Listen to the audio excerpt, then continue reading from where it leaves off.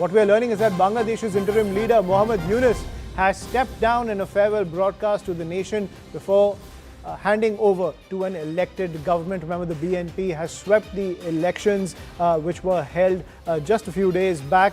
However, ladies and gentlemen, Transparency International Bangladesh has looked at the election data and has come out with a scathing report on the elections which were held in Bangladesh, finding irregularities in 40% of the seats.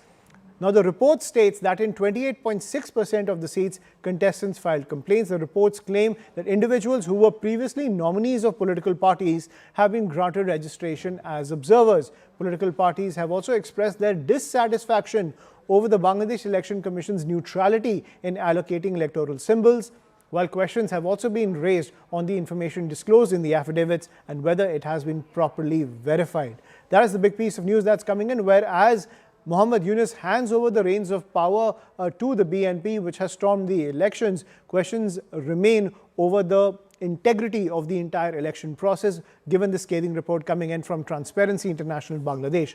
I'm joined by my colleague Pallavi Ghosh on the broadcast. So Pallavi, once again, another election in Bangladesh facing the questions of integrity as well as voter confidence. Transparency International painting a very grim picture even as the transfer of power is taking place smoothly.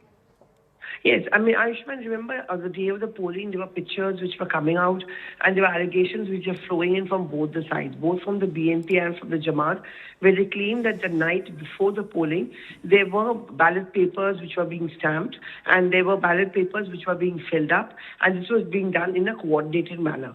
And there were reports of papers being taken away, there were reports of fudging when the counting was going on. So that question mark will always be raised over whether the free and fair procedure was really followed as far as the Bangladesh elections are concerned.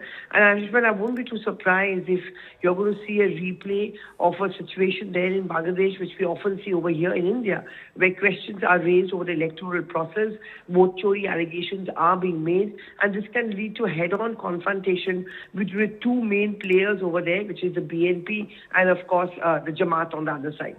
Right, and Pallavi, please stay with us because we're getting another piece of breaking news. Let's talk